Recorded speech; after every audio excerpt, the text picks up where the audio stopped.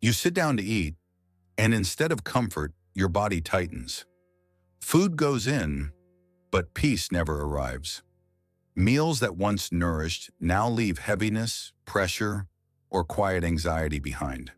And no one tells you why.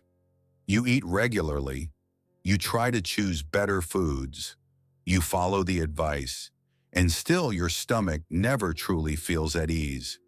After 60, this becomes a familiar frustration. Food fills the body, yet something inside remains unsettled. A bloated belly, a tight chest, a strange restlessness after meals that should have brought comfort. It's not that your body forgot how to digest. It's that eating no longer feels safe. Most people are told digestion is about ingredients, what to cut, what to add, what to avoid. But very few are told the deeper truth. It's not what you eat that hurts. It's how your body receives it. And the body only receives nourishment when it feels calm. Modern eating is rushed. Cold meals are swallowed quickly, distracted bites taken in front of screens, eating while worried, lonely, or already exhausted, and the nervous system notices.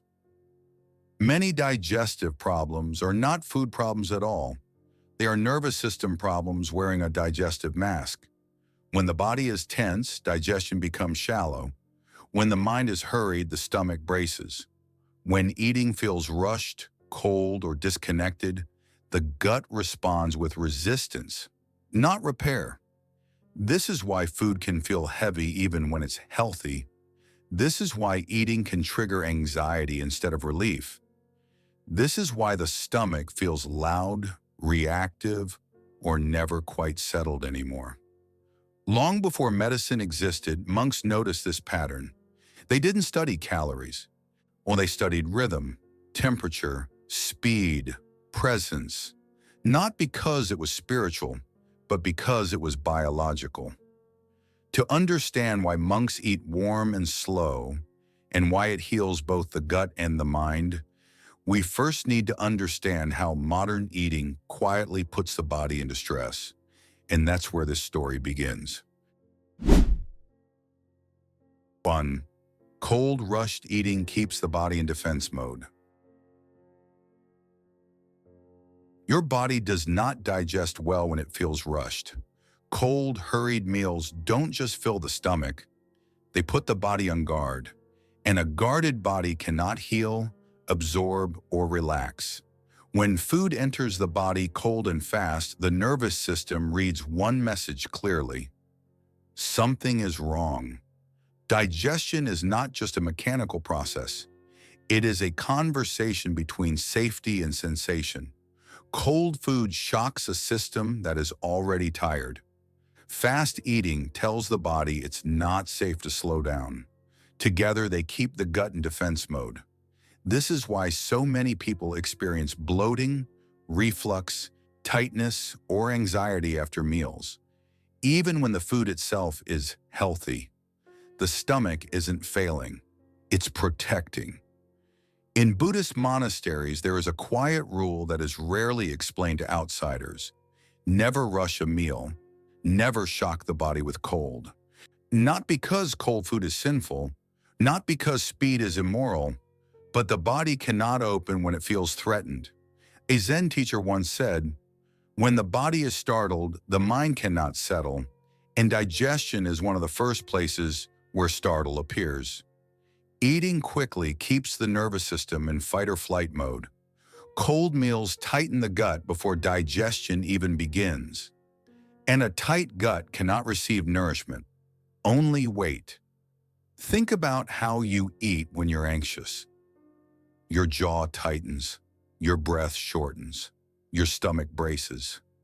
Now imagine doing that every day, for years. Over time, the body learns a pattern. Meals equal urgency, eating equals pressure, food equals work. The gut becomes defensive long before pain appears. Symptoms are not the beginning, they are the last warning. Monks understood this long before modern science gave it names.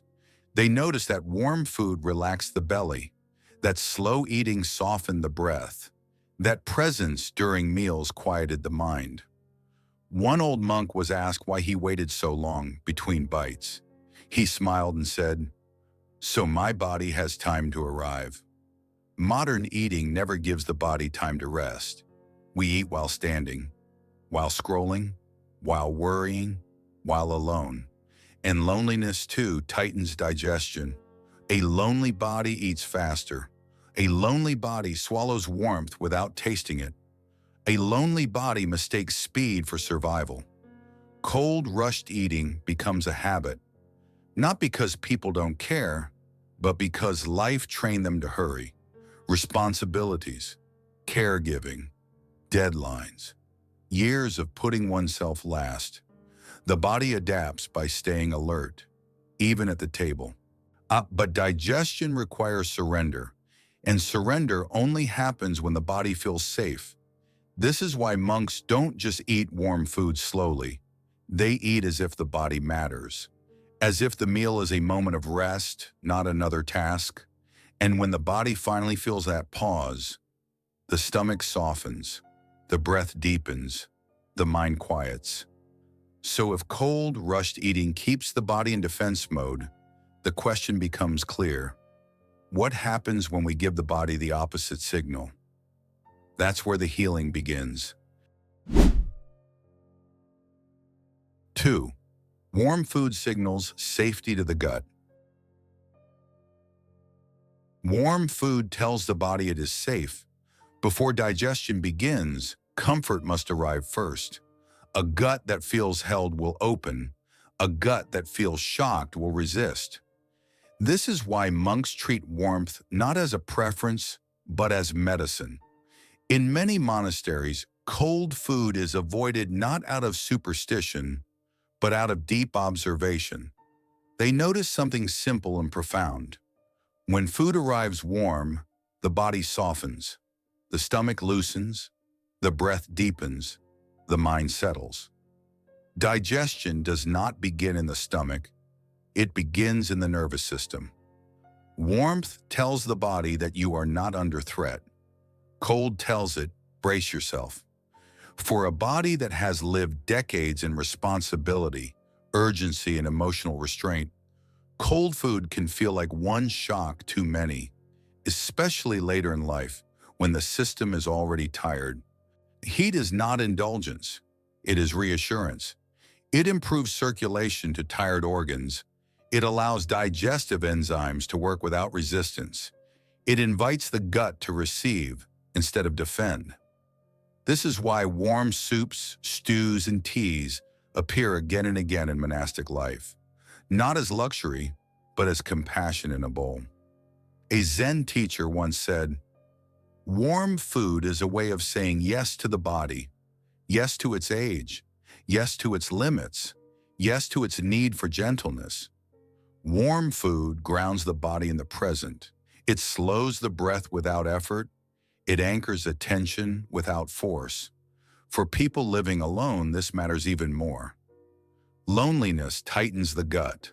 Silence at the table can make eating feel mechanical, empty, and rushed. Warm food replaces what conversation once provided. It offers a quiet sense of being cared for. A warm meal can feel like company, like being held without words. In Buddhist imagery, warmth is often linked to compassion, not dramatic compassion, but steady, ordinary kindness. A bowl of warm rice, a cup of tea held between two hands, steam rising slowly, asking nothing of you. The body recognizes this language. It remembers safety through sensation, not logic. Cold drinks, iced foods, and rushed swallowing interrupt this conversation. They pull the body back into alertness. They tell the gut to stay sharp, guarded, on watch. Over time, the stomach forgets how to relax on its own. This is why warmth heals without force. It doesn't command the body, it invites it. Monks do not eat warm food to be disciplined. They eat warm food to be in relationship with their bodies. When they understand something modern culture forgot, the gut listens more closely to temperature than to intention. You can eat the right food and still feel wrong.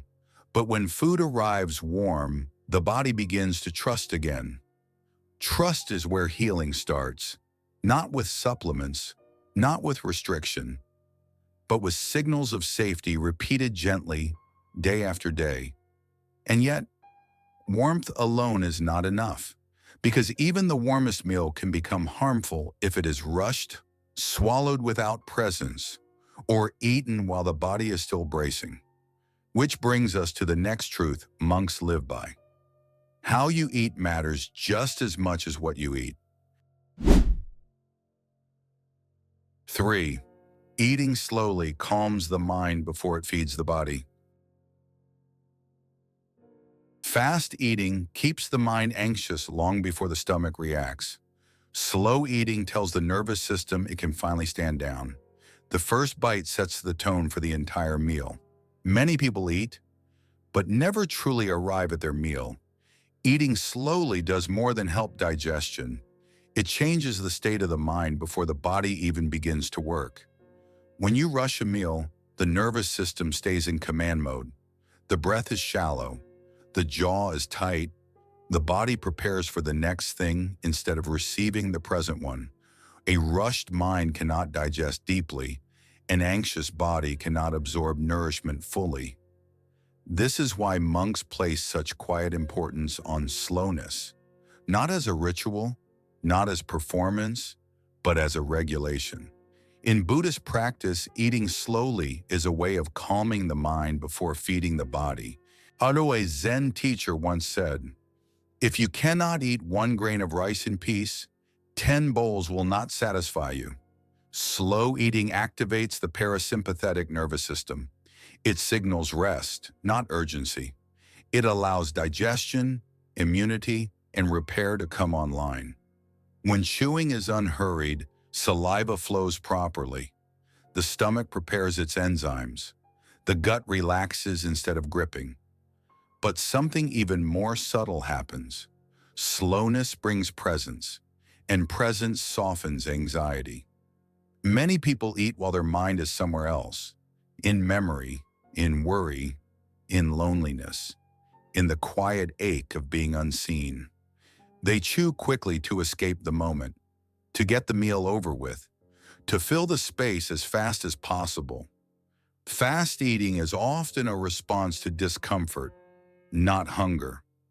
Monks noticed this long ago, that speed at the table often mirrors speed in the heart.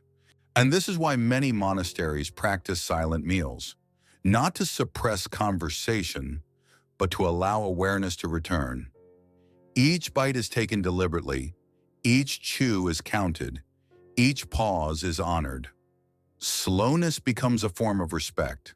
Respect for the food, respect for the body, respect for the moment, and in that respect, the mind begins to settle. For those living alone, slow eating carries a deeper meaning. Loneliness often makes meals feel hollow, quick, mechanical, something to get through.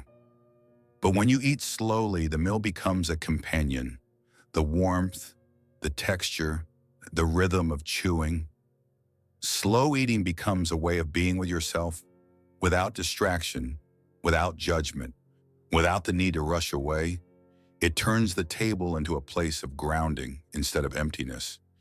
A monk once described slow eating as letting the food meet you halfway, not forcing the body to keep up with the mind, not dragging the mind away from the body. When the mind slows, the body listens. When the body feels heard, it relaxes. And relaxation is where digestion truly begins. This is why emotional eating softens when speed disappears. Why does anxiety after meals fade when chewing slows? Why does the stomach feel quieter when the mind is no longer racing ahead? Slow eating is not about discipline. It is about safety.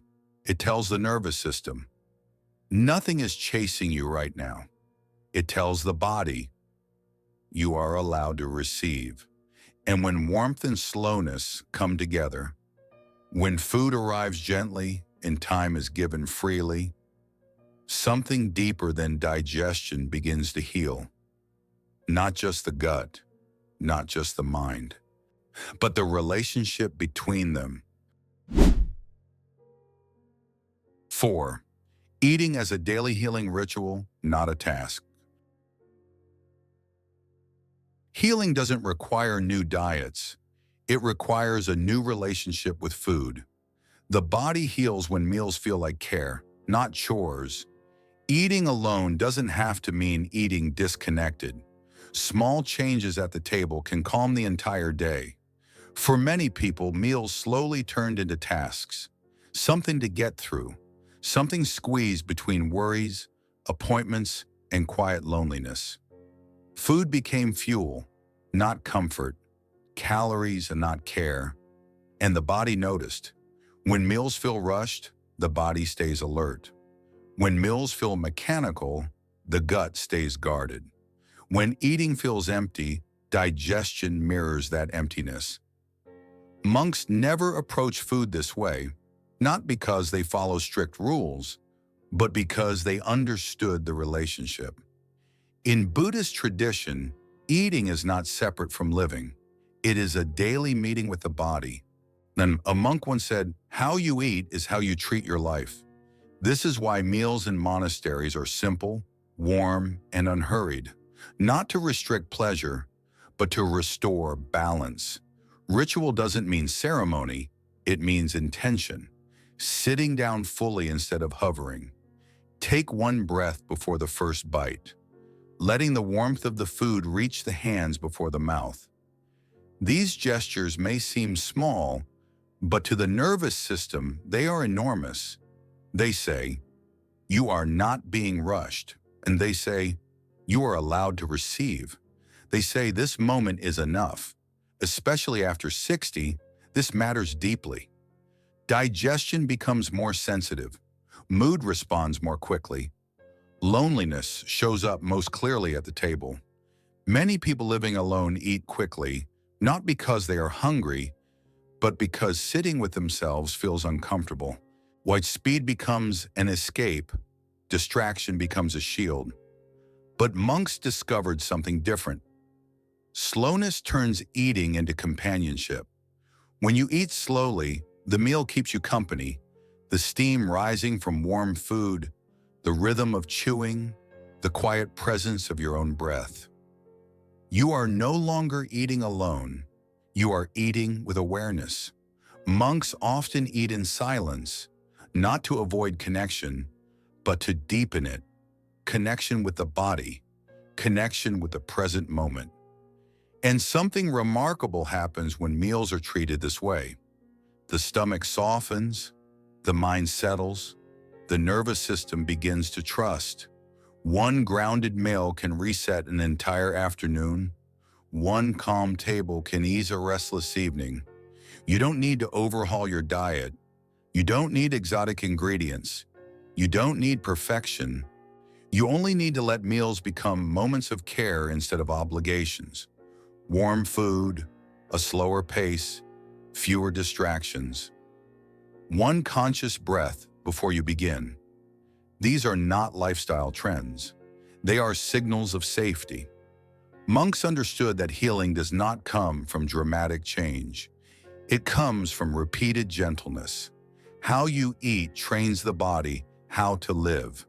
And when eating becomes a daily healing ritual, not a task to finish, not a silence to escape, the body begins to respond differently. Not with tension, not with resistance, but with quiet cooperation. And this leads to the realization monks have known for centuries. The stomach listens to how you eat, not just what you eat. Healing begins when meals feel safe again. Warmth and slowness are not habits. They are forms of self-respect. You don't need more rules, you need more gentleness. For so long, many people believed digestion was something to manage. Count this, avoid that, fix the symptom. And yet the gut stayed tense, reactive, unsettled, because the stomach is not impressed by control. It responds to care. When eating feels rushed, the gut braces. When meals feel cold, the body stays guarded. When food arrives without presence, digestion never fully begins. But when warmth and slowness return, something shifts quietly. A warm meal tells the body, you are not in danger. A slow pace tells the mind, you don't have to hurry anymore. And in that space, healing finds its way back in. And this is not old-fashioned wisdom. It is timeless. Monks did not eat warm and slow because they lived in the past. They did it because they understood the body. They saw that the gut and the mind are always in conversation. That is when the mind is rushed, the stomach tightens, and when the mind softens, the gut follows. Especially later in life, this matters more than ever. After 60, the body becomes more honest. It no longer tolerates being pushed. It no longer digests well under pressure. Eating warm and slow becomes a bridge between body and mind, between nourishment and calm, between being alone and feeling connected again. You don't need to change everything today. Just one gentle shift is enough. Maybe it's choosing a warm meal instead of a cold one. Maybe it's putting the fork down between bites. Maybe it's taking one breath before you begin. These are not small things to the nervous system. They are invitations, and the body remembers how to respond to kindness. If this message resonated with you, I invite you to pause for a moment. What is one way you could eat with more warmth or slowness today? Share your thoughts in the comments. If this helped you, please like the video. Share it with someone who eats in silence and rushes through meals. And subscribe for more reflections on mindful eating, aging, gut health, and inner calm. Because healing doesn't always begin in the clinic. Sometimes it begins at the table.